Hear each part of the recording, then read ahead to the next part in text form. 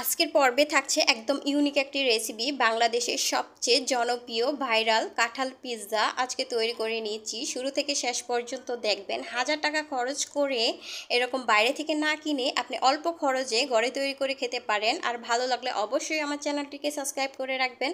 তো শুরু থেকে শেষ পর্যন্ত দেখতে থাকুন কাঁঠালের পিৎজা আমি কিভাবে তৈরি করে নিয়েছি। হ্যালো এভরিওয়ান, আসসালামু আলাইকুম। আপনারা দেখছেন অনিস কিচেন থেকে। আজকে তৈরি করে নিচ্ছি কাঁঠাল পিৎজা। কাঁঠাল পিৎজা তৈরি করার জন্য সর্বপ্রথম আমি এখানে নিয়ে নিচ্ছি কাঁঠালের কুশ নিয়েছি 6 থেকে 7টি। কাঁঠালের থেকে আমি বিচিটা বের করে নিচ্ছি।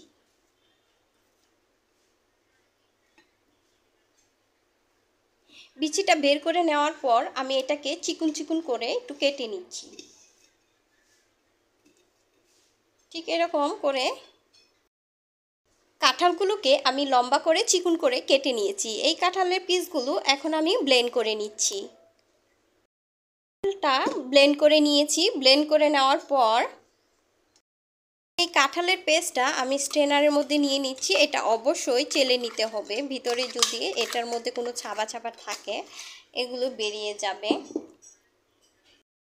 পেস্ট চেলে নেওয়া হয়ে গিয়েছে। আর এখানে দেখতে পাচ্ছেন গোটা গোটা রয়েছে, দানা দানা, আর এগুলো এখন ফেলে দিচ্ছি। আর এটা পিওরটা একদম সফট। এখানে একদম পানি ছাড়া আমি এই পেস্টটা করে নিয়েছি।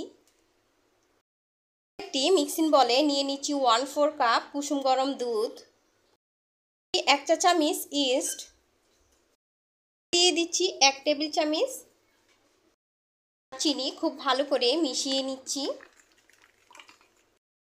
নেওয়া হয়ে গিয়েছে। এরপর দিয়ে দিচ্ছি আমি এখানে ময়দা 1 কাপ, কাঁঠালের পেস্ট এটা যে করে রেখেছি এর মধ্যে দিয়ে দিচ্ছি, লবণ টেস্ট অনুযায়ী, মিক্সার দিয়ে একটু মিশিয়ে নিচ্ছি। মিশিয়ে নেওয়ার পর তেল দিয়েছি 2 টেবিল চামচ। তেলটা দিয়ে দেওয়ার পর খুব ভালো করে এখন হাত দিয়ে মিশিয়ে নিচ্ছি, এতে করে হাতে লাগবে না। পরে তেলটা দিয়ে যদি ডোটা তৈরি করা হয় তাহলে হাতে একদমই লাগবে না। খুব ভালো করে মথে নিচ্ছি।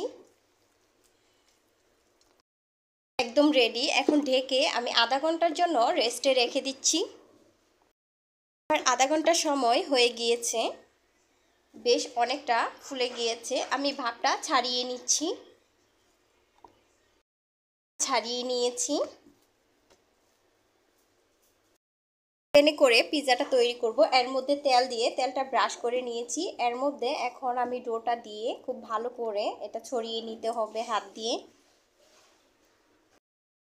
ছড়িয়ে নেওয়া হয়ে গিয়েছে। এরপরে আমি কাঁটা চামচ দিয়ে এগুলোকে একটু ছিদ্র করে নিচ্ছি। ছিদ্র করে নেওয়ার পর আমি দিয়ে দিচ্ছি এখানে সস। এটা আমার বানিয়ে নেওয়া সস। এর মধ্যে রুটির উপরে খুব ভালো করে লাগিয়ে নিতে হবে। সসটা লাগিয়ে নেওয়া হয়ে গিয়েছে। চিজ দিয়ে দিচ্ছি গ্রেট করে রাখা। এই চিজটা আমি নিজে তৈরি করে নিয়েছি। তো কাঁঠালের পিৎজা তৈরি করছি, তাই আমি কাঁঠালটাও ক্যাপসিকামের মতো এরকম লম্বা করে কেটে নিয়েছি। আর উপরে দিয়ে দিব যাতে বোঝা যায় এটা কাঁঠালের পিৎজা। আর ক্যাপসিকামও আমি কেটে নিয়েছি, পেঁয়াজ কেটে নিয়েছি গোল করে। তারপরে এখানে কাঁচামরিচ লালটা নিয়েছি পাকা রঙের, এতে দেখতেও ভালো লাগবে আর একটু ঝালও হবে। এভাবে করে কাঁঠাল, একটা করে কাঁঠাল দিব আর একটা করে ক্যাপসিকাম দিয়ে দিব। এভাবে ক্যাপসিকাম খুব ভালো করে দিয়ে দেওয়া হয়ে গিয়েছে। এরপর আমি দিয়ে দিচ্ছি পেঁয়াজ, দিয়ে দেওয়া হয়ে গিয়েছে। এরপরে দিয়ে দিচ্ছি আমি মরিচ। পেঁয়াজটা বেশ বড়, তাই আমি 1/2 চা চামচ দিয়ে দিচ্ছি সাদা গোলমরিচের গুঁড়া। এখানে চাইলে কালো গোলমরিচের গুঁড়াটাও দিতে পারেন।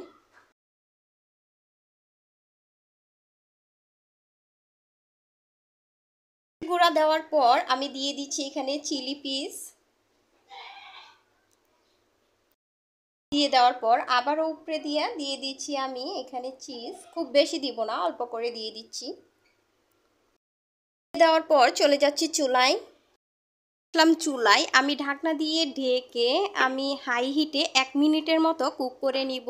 এরপর আমি চুলার আঁচটা লো মাঝারির মাঝামাঝি রেখে আমি 15 মিনিটের মতো আমি কুক করে নিব। তারপর এই ঢাকনাটা অবশ্যই ছিদ্রটা আটকিয়ে দিতে হবে। এই ঢাকনার আমি আটা দিয়ে আটকিয়ে দিয়েছি যাতে ভাপটা না বেরিয়ে যায়। চলে আসলাম 15 মিনিট পর, আমার পিৎজাটা পারফেক্টভাবে হয়ে গিয়েছে। আমি চুলাটা বন্ধ করে এই অবস্থায় চুলা থেকে নামিয়ে নিচ্ছি।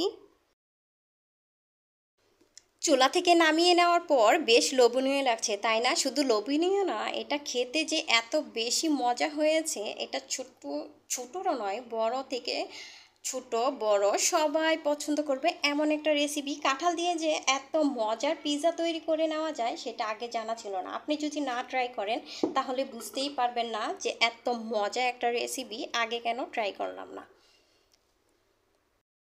রেসিপি যদি ভালো লাগে অবশ্যই ফ্যামিলিদের সাথে শেয়ার করবেন, আর বেশি বেশি করে আমার রেসিপিটা শেয়ার করে দিবেন।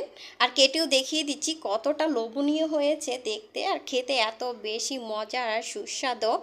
আশা করছি আজকে আপনাদের রেসিপি ভালো লেগেছে। এতক্ষণ ধরে আমার রেসিপিটা দেখার জন্য অসংখ্য ধন্যবাদ। সবাই ভালো থাকবেন, সুস্থ থাকবেন। আল্লাহ হাফেজ।